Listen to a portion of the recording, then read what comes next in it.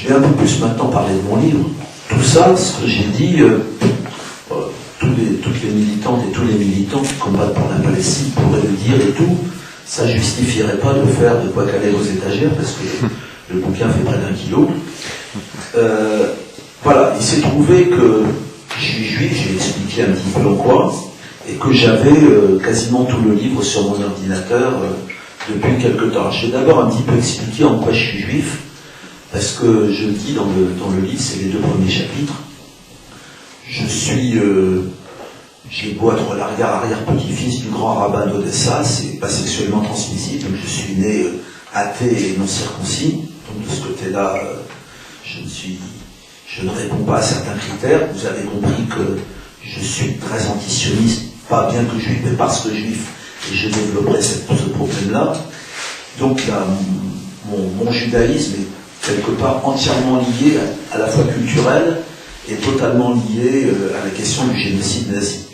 Mes parents sont nés en 1917 dans un pays qui n'existe plus, qui s'appelle la Bessarabie, et aujourd'hui partagé entre l'Ukraine et Moldavie.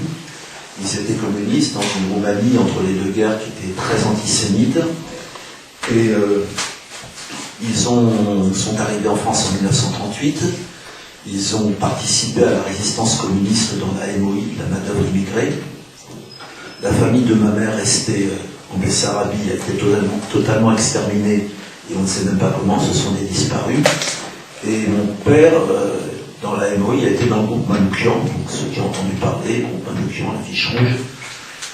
Ceux qui connaissent un peu l'affiche rouge, le groupe Manouchian était organisé en triangle, et il y avait un triangle Boxor, Place, Stamboul. Boxor et Place sont sur l'affiche rouge, ils ont été fusillés au Mont-Valérien, et mon père a eu la vie sauve parce que il avait joué un rôle beaucoup moins important, et les nazis ne savaient pas que Stamboul était un nom juif, donc il a été déporté à Buchenwald et pas à Auschwitz. Donc moi, je nais quelques années après, mon judaïsme c'est ça, c'est tous les disparus qu'il y a autour, c'est le peu de famille qui nous reste, qui est displacé dans le monde entre Israël, l'URSS, l'Argentine, les États-Unis, etc.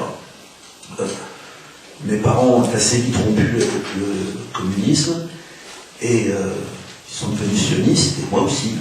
Donc c'est aussi quelque chose que je raconte dans le livre. À 16 ans, c'est la guerre des 6 jours, et je pars en kibbutz sauver mon pays. Donc je décris un petit peu ce que je vois à l'époque, puis je le réanalyse avec 45 ans après, comment je réinterprète un petit peu ce que j'ai vécu.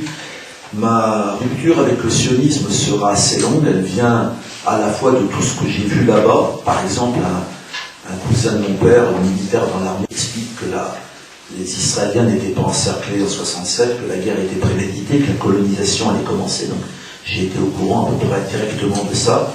Mais bon, ma rupture vient surtout de mai 68. Je deviens assez vite communiste libertaire, et puis décidément, Israël est dans le mauvais camp, dans absolument toutes les guerres et toutes les batailles. Cette rupture sera assez longue. J'écris un peu mes premiers textes contre le sionisme à partir du début des années 80, au moment de l'invasion du Liban par les troupes de Sharon.